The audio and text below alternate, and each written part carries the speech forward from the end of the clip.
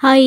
Movie की शुरुआत होती है एक लड़की को दिखाते हुए जो कि एक बड़े से फ्रिज के पास आकर उसे खोलती है और अंदर से एक खाली पाउच को निकालती है, जिसकी जगह पर वो एक रेड कलर के लिक्विड से भरा हुआ बैग वहां पर रख देती है। जिसके बाद वो लड़की उस फ्रिज से थोड़ा दूर आकर खड़ी हो जाती है और वो फ्रिज झटके से बंद हो जाता है। उसके बाद वो लड़की दीवार पर लगे हुए एक कैलेंडर पे कुछ मार्क करके वहां से निकल जाती है। जिसके अगले दिन हम उसी लड़की को देखते हैं जो काफी थकी हुई लग रही थी और साथ ही उसकी बाजू में ब्लड निकालने का निशान थे और हाथ में एक ब्लड बैग भी था। और वो लड़की काफी घबराते हुए उस फ्रिज को खोलती है और देखती है कि जो कल उसने ब्लड बैग रखा था वो खाली हो चुका है। तो वो उस खाली हुए बैग को उठाती है और उसकी जगह एक नया भरा हुआ ब्लड बैग वहां पर रख देती है। जिसके बाद वो फिर से एक और दिन को मार्क करती है और फिर वहां से निकल जाती है। पर हम उस लड़की के फेस से देख सकते हैं कि वो लड़की इन सब चीजों से काफी दुखी हो रखी थी। जिसके बाद वो फिर से अगले दिन आती है और वो फ्रिज खोल के देखती है तो इस बार खाली बैग वहां पर नहीं था,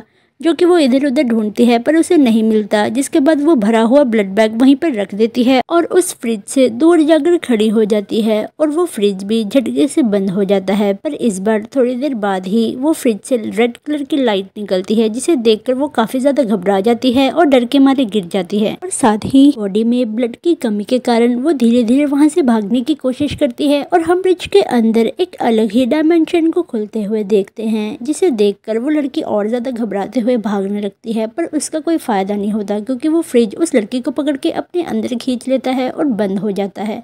और हम समझ पाते हैं कि ये कोई फ्रिज नहीं है बल्कि कोई दूसरी दुनिया का गेटवे है, जहाँ से डीमन इंसानों के खून पर फीड करता था। और इसी के साथ ये शॉर्ट हॉरर मूवी यही खत्म हो जाती है। जिसके बाद हम एक और स्टोरी को देखते हैं जहाँ पर एक डार्क रूम में हमें एक घबराई हुई लड़की दिखाई जाती है और थोड़ी देर बाद ही वो लड़की घबराते हुए जमीन से एक डाइस को उठाती है और तभी अचानक से रूम के डार्क साइड से एक डाइस उड़ते हुए उसके आगे गिरती है, जिसमें 6 नंबर आया था। और 6 नंबर देखकर वो काफी ज्यादा घबरा जाती है और साथ ही हमें फील होता है कि उस लड़की के पास कोई चीज आ रही थी। इसके बाद वो लड़की फटाफट से अपनी डाइस घुमाती है और उसमें 3 नंबर आता है। जिसके बाद वो चीज जो भी थी उसे 3 नंबर पीछे चली जाती है, जो देखकर वो थोड़ा सा सुख का सांस लेती है और फिर से डार्क साइड से डाइस रोल होते हुए इसके आगे गिरता है और 6 नंबर देखकर वो और ज्यादा घबराने और रोने लगती है। जिसके बाद वो 6 नंबर लाने की उम्मीद से बहुत जोर से अपने डाइस को फेंकती है, पर उसकी डाइस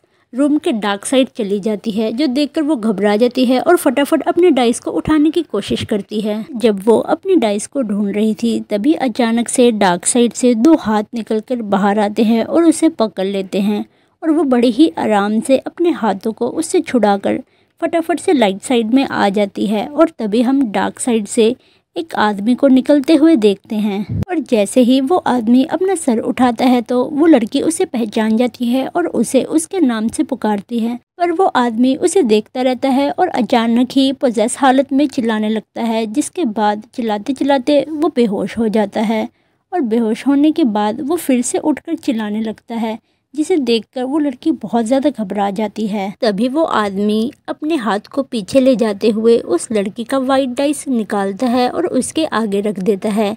जिसके बाद वो उसके देखकर स्माइल करते हुए फिर से पीछे की तरफ सरकने लग जाता है और अंधेरी दुनिया में कहीं खो जाता है। तभी उस लड़की के आगे फिर से ब्लैक डाइस आती है, जिसमें 6 नंबर आया हुआ था और इस बार वो जो भी था सामने वो जीत गया था। और उस लड़की के ऊपर बहुत सारी डाइस आती है, जैसे विनिंग पर हमें कुछ प्राइजेस दिखाई जाते हैं।